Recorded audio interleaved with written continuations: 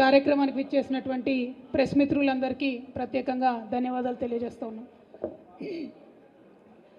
ఇవాళ వరంగల్లో సమ్మక్క సారలమ్మ దర్శనానికి రావడం జరిగింది. క్షమించాలి, జలుబు ఎక్కున్నందుకు గొంతు కొంచెం డిఫరెంట్గా ఉంది.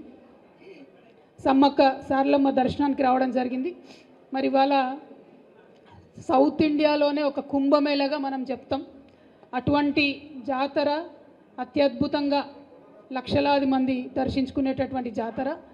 ఆ జాతర యొక్క సన్నాహక కార్యక్రమాలు మీకు తెలుసు, ముందే ప్రారంభమవుతాయి. పెద్ద ఎత్తున ఎప్పుడు పోయి దర్శించుకున్న పుణ్యం అనే చెప్తారు. సో ఈ సందర్భంగా ఇక్కడికి దర్శనానికి రావడం జరిగింది. మరి ఎప్పుడు వచ్చినా సరే మా వినయన్న ఆతిథ్యం స్వీకరించకుండా పోవడానికి ఉండదు కాబట్టి వినయన్న దగ్గర ఆగి మిగతా మన గౌరవనీయులు దయాకర్ అన్న గారి దగ్గరికి, రమేష్ అన్న గారు, అట్లనే శంకర్ నాయక్ గారు, వేదిక మీద ఉన్నటువంటి యాదిరెడ్డి గారు, అట్లనే మా అన్న ఎంపీ దయాకర్ అన్న గారు, సీతారాం నాయక్ గారు, పెద్దలందరూ పార్టీ పెద్దలందరి సమక్షంలో మనందరం కలిసి దర్శనానికి వెళ్తూ ఉన్నాం.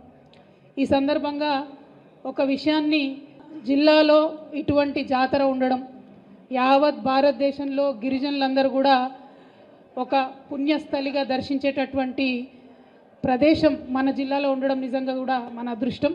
మనకు కొంగు బంగారంగా సమ్మక్క సారలమ్మ అని చెప్పొచ్చు. మరి అటువంటి జాతర దక్షిణాది కుంభమేళ అంటాం మనం. అటువంటి జాతరకు నేషనల్ స్టేటస్ ఇవ్వాలని మనం ఎప్పటి నుండో డిమాండ్ చేస్తూ ఉన్నాం. దాదాపుగా ఒక 10 సంవత్సరాల నుంచి తెలంగాణ ప్రత్యేక రాష్ట్రమైన తర్వాత అనేక సార్లు బీఆర్ఎస్ పార్టీ నుంచి ఎంపీలు కావచ్చు, గౌరవ ముఖ్యమంత్రి వర్యులు కావచ్చు, మన అక్క సత్యవతి రాథోడ్ గారు మంత్రివర్యులుగా ఉన్నప్పుడు తను కావచ్చు, 50 మందిని కూడా అనేక మార్లు కేంద్ర ప్రభుత్వానికి గుర్తు చేయడం జరిగింది. ఇవాళ మూకుమ్మడిగా వరంగల్ ప్రజలందరం కూడా డిమాండ్ చేయవలసినటువంటి అవసరం మనకున్నది. ఇప్పటికే మనకు పాకాల దగ్గర రామప్ప టెంపుల్కి యునెస్కో స్టేటస్ వచ్చి మన జిల్లా పేరు ప్రపంచవ్యాప్తంగా ఒక గౌరవప్రదమైనటువంటి స్థానంలో ఉన్నది. దానికోసం బీఆర్ఎస్ పార్టీ చేసినటువంటి విశేష కృషి మీ అందరికి కూడా గుర్తుండే ఉంటుంది. మనకు అవకాశం వచ్చినప్పుడు, మన దగ్గర ఇటువంటి మంచి ప్రదేశాలు ఉన్నప్పుడు కొంచెం కార్యకర్తలంతా దయచేసి సంయమనం పాటించాలి. ఒక్కసారి ముచ్చట్లు పెట్టుకుంటూ ఉంటే బయట కొండ బ్రదర్, ఒక 2 నిమిషాలు ప్రెస్ వాళ్ళతో మాట్లాడేద్దాం. సంయమనం పాటించాలి బ్రదర్స్ అంతా కూడా. ఇటువంటి మంచి ప్రదేశాలు మన దగ్గర ఉన్నప్పుడు, మన ప్రాంత గౌరవాన్ని పెంచేటటువంటి ప్రదేశాలు ఉన్నప్పుడు మనందరం కూడా ఆ అవకాశాన్ని సద్వినియోగం చేసుకొని చరిత్రలో మన జిల్లా పేరు, మన రాష్ట్రం పేరు, మన యొక్క సంస్కృతి సంప్రదాయాలను ముందుకు కొనసాగించే విషయంలో ఉమ్మడిగా కూడా పోరాటం చేయాల్సినటువంటి సందర్భం ఇది. సమ్మక్క సారలమ్మ జాతరకు మరి నేషనల్ స్టేటస్ ఇవ్వాలని చెప్పి మళ్ళీ ఒకసారి ఇవాళ వరంగల్ జిల్లా నుండి మేము బీజేపీ పార్టీని, ప్రధానమంత్రి గారిని డిమాండ్ చేస్తూ ఉన్నాము. ఈ డిమాండ్ అనేక పర్యాయాలు ఉన్నది. దీన్ని చేయదగ్గ విషయమే, దూరమైనటువంటి అంశం కాదు, కష్టమైనటువంటి అంశం అంతకన్నా కాదు. ఎన్ని లక్షల మంది సందర్శిస్తారో అవి కంటిన్యూస్గా చెప్తూ ఉంటారు. మరి అటువంటి ఎన్ని లక్షల మంది సందర్శిస్తారో తెలిసినటువంటి విషయమే. అన్ని లక్షల మంది యొక్క ఆత్మగౌరవ విషయం అవుతుంది కాబట్టి ఖచ్చితంగా national project, national festival status Sammakka సారలమ్మకి ఇవ్వాల్సిందిగా నేను బీజేపీని డిమాండ్ చేస్తూ ఉన్నాను. గౌరవ ప్రధానమంత్రి గారిని రిక్వెస్ట్ చేస్తూ ఉన్నాం. అదేవిధంగా మరి గుర్తించినారు సమ్మక్క సారలమ్మ జాతరను కాబట్టి ట్రైబల్ యూనివర్సిటీకి పార్లమెంట్లో బిల్ పాస్ చేసేటప్పుడు కూడా బీఆర్ఎస్ పార్టీ ప్రపోజ్ చేసిన విధంగానే సమ్మక్క సారలమ్మ పేరుతో ట్రైబల్ యూనివర్సిటీ బిల్ పాస్ అవ్వడం మనందరం సంతోషించదగ్గ విషయం. ఇదివరకే అన్న దయాకర్ అన్న గారి నేపథ్యంలో, జిల్లాలో సత్యవతక్క గారి నేపథ్యంలో ల్యాండ్ ఇవ్వడం, అట్లనే రాష్ట్ర ప్రభుత్వం నుంచి ఇవ్వాల్సినటువంటి 15 కోట్ల రూపాయలను కూడా ఇచ్చి త్వరితగతుల పనులు వేగవంతంగా స్టార్ట్ చేయడానికి ఈ జిల్లా ప్రజాప్రతినిధుల యొక్క కృషి, బీఆర్ఎస్ పార్టీ ప్రజాప్రతినిధుల కృషి ఉందని చాలా సగర్వంగా మనం చెప్పుకోవచ్చు. ఎందుకంటే ఒక మంచి పెద్ద యూనివర్సిటీ 850 కోట్ల రూపాయలతో ఇక్కడ జిల్లాలో ఎస్టాబ్లిష్ కాబోతా ఉంది. అనేక మందికి ఉపాధి వస్తుంది, అనేక మందికి మంచి అవకాశాలు వస్తాయి. కాబట్టి దానికి సంబంధించి మొత్తం ఎఫర్ట్ అంతా కూడా పెట్టినటువంటి బీఆర్ఎస్ పార్టీ జిల్లా ప్రజాప్రతినిధులందరికీ కూడా ధన్యవాదాలు తెలియజేస్తూ ఉన్నాం. మరి సమ్మక్క సారలమ్మ జాతర అంటేనే మనందరికీ తెలుసు, చాలా పెద్ద ఎత్తున సదుపాయాలు కల్పించాల్సి ఉంటుంది. ఉమ్మడి ఆంధ్రప్రదేశ్లో ఈ జాతరను బాగా నెగ్లెక్ట్ చేస్తే తెలంగాణ రాష్ట్రం ఏర్పాటు కాగానే మొట్టమొదటిసారి గౌరవ ముఖ్యమంత్రి గారు అప్పుడు కేసీఆర్ గారు 100 కోట్ల పైచీలకు డబ్బులు ఇచ్చి ఒకటే ఫస్ట్ ఇయర్లోనే మంచి జాతరకు అన్ని ఏర్పాట్లు చేసి తర్వాత ప్రతి సంవత్సరం 75 కోట్లు ఇచ్చుకుంటూ మంచి ఏర్పాట్లు చేస్తూ వచ్చినాం. మరి కనీసం 3800 బస్సులు నాకు తెలిసి లాస్ట్ టైము జాతరకు మనం పెట్టి మంచి ఏర్పాట్లు చేసినాం. ఒక్క వరంగల్లోనే దాదాపుగా 90 పాయింట్స్లో బస్సెస్ని పెట్టి ఎటువంటి ఇబ్బంది లేకుండా ప్రజలను అప్పుడు తరలించినాం. యావత్ తెలంగాణ వ్యాప్తంగా 51 చోట్ల స్పెషల్ బస్సెస్ వేసి ప్రజల్ని తరలించడంలో ఈజీ కావడంలో చేసినాం. ఇవాళ మరి మనందరికీ తెలుసు, గ్రామాలలో ఉండే పరిస్థితి మీడియా మిత్రులకు ప్రజలకు కూడా తెలుసు. బస్సులలో ఎప్పుడైతే ఈ ప్రభుత్వం వచ్చిన తర్వాత మహిళలకు ఉచితం అని చెప్పినరో అప్పటి నుండి విపరీతంగా రష్ ఎక్కువైతున్నటువంటి సందర్భాన్ని మనం చూస్తున్నాం. అనేక చోట్ల గొడవలయ్యి వివిధ రకాలైనటువంటి అసౌకర్యానికి ప్రజలు గురవుతున్నది మనం చూస్తూ ఉన్నాం. సో ఇంకా ఆ పథకం ఒక గాడిలో పడేలోపే మరి సమ్మక్క సారమ్మ జాతర వస్తూ ఉంది కాబట్టి ఈ జాతరకు ప్రత్యేకించి ప్రజలకు అసౌకర్యం కలగకుండా మరి పురుషులకు ప్రత్యేకంగా బస్సులు వేస్తారా, లేకపోతే మహిళలకు వేసే బస్సులే ఇంకా పెద్ద ఎత్తున పెంచుతారా, ఏదో ఒకటి చేయాలి. కానీ బాధ్యత తీసుకొని ఈ జాతరకు వచ్చే ప్రజలు ఇబ్బంది పడకుండా ప్రభుత్వం దీనిపైన ప్రత్యేక దృష్టి పెట్టవలసిందిగా మేము విజ్ఞప్తి చేస్తూ ఉన్నాం. ఎందుకంటే లక్షలాది మంది వచ్చేటటువంటి జాతర, అనేక సదుపాయాలు ఇక్కడ చేసి ఈ జాతర యొక్క ప్రతిష్టను మనం పెంచుకుంటే నేషనల్ స్టేటస్ కూడా మనకు వస్తుంది. కాబట్టి దాని మీద ప్రభుత్వం సీరియస్గా దృష్టి పెట్టాలని చెప్పి నేను కోరుతా ఉన్నాను. అదేవిధంగా బీఆర్ఎస్ పార్టీకి సంబంధించి ఎప్పుడైనా కూడా వరంగల్ ఉద్యమానికి సంబంధించి మనకు పెట్టని కోటగా ఉన్నది. ఈసారి ప్రజలు పెద్ద ఎత్తున కాంగ్రెస్ పార్టీ వైపు మొగ్గు చూపినారు. సో కాంగ్రెస్ పార్టీకి ప్రభుత్వానికి చాలా బాధ్యత ఉంటుంది. వరంగల్ ఒక ప్రత్యేకమైనటువంటి స్థానం. వరంగల్లో జరిగేటటువంటి అన్ని కార్యక్రమాలకు మరి ప్రత్యేక శ్రద్ధ పెట్టి ప్రజలు మీ మీద పెట్టినటువంటి బాధ్యతను విస్మరించకుండా మరి పనిచేయాల్సినటువంటి బాధ్యత ప్రభుత్వం మీద ఉంటుందని ఈ సందర్భంగా వారికి గుర్తు చేస్తూ ఉన్నాం. At the same time BRS party కార్యకర్తలు ఎట్టి పరిస్థితులలో మీరు మనోస్థైర్యం కోల్పోవద్దు. రాజకీయాలలో ఎగుడు దిగుడులు ఉంటాయి, ఇటువంటి పరిస్థితులు వస్తుంటాయి.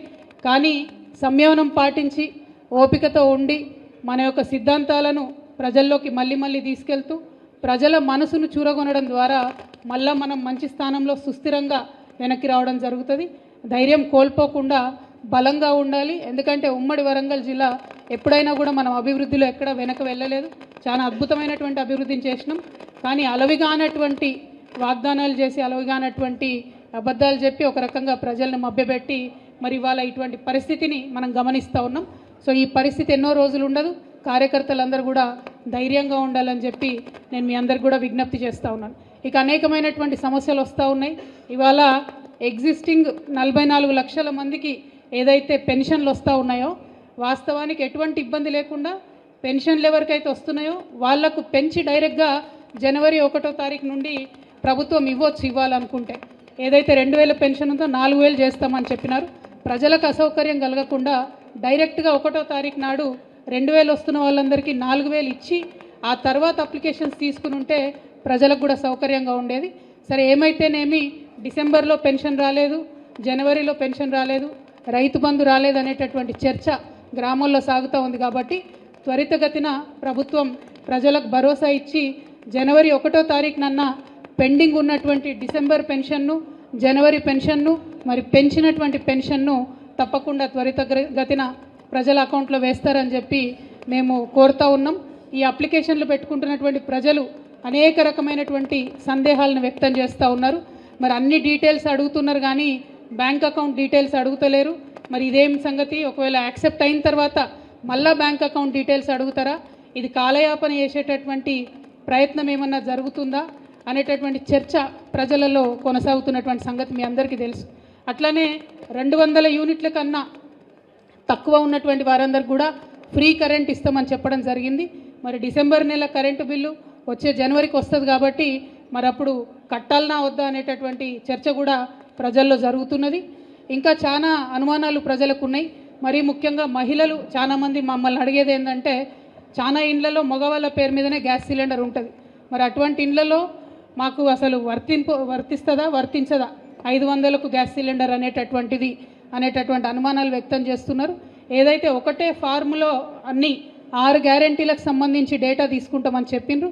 అందులో మరి ఇప్పుడు 5 గ్యారెంటీలకు సంబంధించిన డేటానే తీసుకుంటున్నారు. నిరుద్యోగ భృతి అనేటటువంటి కాలమే లేకుండా చేసినారు. మరి యువ మిత్రులందరూ కూడా కొద్దిగా కన్ఫ్యూజన్లో ఉన్నారు. మరి నిరుద్యోగ భృతి ఇస్తామని ప్రామిస్ చేసిండ్రు, ఆ ఫామ్లో ఎక్కడా లేదు అనేటటువంటిది కూడా చాలామంది ఆలోచన చేస్తూ ఉన్నారు. ఇంకొక మాట కూడా, ఉద్యమకారులకు పుట్టిన గడ్డ వరంగల్ కాబట్టి ఇక్కడికి వస్తూ ఉంటే చాలామంది మమ్మల్ని అనేక రకమైనటువంటి అనుమానాలు అడిగినారు. అక్క మరి ఉద్యమకారులకు ఏదో పెన్షన్ ఇస్తామన్నారు, ఓన్లీ ఎఫ్ఐఆర్ ఉన్న వాళ్ళకే ఇస్తామన్నారు అని అన్నారు. అంటే ఎఫ్ఐఆర్లు ఉన్న వాళ్ళని తీసుకుంటే మొత్తం టీఆర్ఎస్ పార్టీలనే ఉంటారు వాళ్ళందరూ, మొత్తం ఉన్న ఎఫ్ఐఆర్లన్నీ. నేను మా తమ్ముళ్ళకి అదే చెప్పిన, అప్లై చేయండి. మనం ఆనాడు అమరవీరుల సందర్భంలో తీసుకున్న డేటా కూడా అదే. ఎఫ్ఐఆర్ ఉండాలని ఆనాడు అంటే ఆనాడేమో విమర్శించారు మనని, ఎఫ్ఐఆర్ లేకపోతే ఎట్లుంటుంది అని. ఇవాళనేమో అదే రూల్ పెడతా ఉన్నారు. సో మరి ఇప్పుడున్న ప్రభుత్వం ఎవరైతే అప్పుడు విమర్శించిండ్రో, మరి ఇప్పుడు ఎఫ్ఐఆర్ పెడితే ఎంతమందికి ఇవ్వగలుగుతాము, ఎంతమంది మీద ఎఫ్ఐఆర్లు ఉంటాయి, ఎంతమంది మీద ఎఫ్ఐఆర్ కాపీలు ఉంటుంది, ఎఫ్ఐఆర్ లేకుండా ఉద్యమాలు చేసి అనేక కష్టాలు పడ్డటువంటి వారి సంగతి ఏంది అనే ప్రశ్నలు వాళ్ళు మనల్ని అడిగినారు. మరి అదే ప్రశ్న ఇవాళ ప్రజల నుంచి మాకు ఎదురవుతూ ఉంది. నా రిక్వెస్ట్ ఏంటంటే అందరూ కూడా అప్లై చేయండి, ఎఫ్ఐఆర్ ఉన్నా లేకున్నా ఉద్యమకారులు అందరూ కూడా అప్లై చేయండి. మరి ప్రభుత్వం రెస్పాన్స్ ఎట్లా ఉంటుందో కూడా చూడండి. అట్లానే కరెంటు బిల్లుకు సంబంధించి కూడా నేను బలంగా నమ్మేటటువంటి విషయం, 200 యూనిట్లకు తక్కువ ఉన్న వాళ్ళు ఎవరు కూడా కరెంటు బిల్లు కట్టకపోతే మంచిదని నేను అనుకుంటా ఉన్నా. ఎట్లాగో ఫ్రీగా ఇస్తామని చెప్పారు కాబట్టి జనవరిలో వచ్చేటటువంటి బిల్లును కట్టకపోతే బాగుంటుంది అనేటటువంటిది సూచన చాలామంది ప్రజల నుంచి మాకు అందుతున్నది. నేను మళ్ళీ తిరిగి అది ప్రజలకు చెప్తా ఉన్నాను. సో ఇట్లా ఒక్కొక్కటి కొంత కన్ఫ్యూజన్ ఉన్నది. ప్రభుత్వం కొన్ని విషయాల్లో క్లారిటీ ఇవ్వాల్సినటువంటి అవసరం ఉన్నది. ఎప్పట్లాగానే బీఆర్ఎస్ పార్టీ కార్యకర్తలు ప్రజలకు ప్రభుత్వానికి మధ్యలో వారధిగా ఉంటూ ప్రజలకు వచ్చేటటువంటి అనుమానాలను, ప్రజలకు వచ్చేటటువంటి ఈ లైన్లలో నిలబడేటటువంటి కష్టాలు మళ్ళీ మొదలైనవి. వాటిలో సౌకర్యవంతంగా ప్రజలు ఉండేటట్టు మన తరఫున ఎంత వీలైతే అంత ప్రజలకు సహాయం చేసేటట్టుగా ప్రయత్నం చేయవలసిందిగా నేను కోరుతా ఉన్నాను. మరొక మాట, ఇప్పుడు వచ్చినటువంటి ప్రభుత్వం పదే మనం చెప్తూ వచ్చింది, కంప్లీట్గా ప్రతి గ్రామంలో కూడా మరి నెట్వర్క్ ఉంది. ఈ సేవలో మీ సేవలో ఆల్రెడీ డేటా మొత్తం ఉంది. కొత్తగా మళ్ళీ డేటా ఎందుకు కలెక్ట్ చేస్తున్నారో అర్థం కానటువంటి పరిస్థితి ఉన్నది. ప్రతి ఒక్క పెండింగ్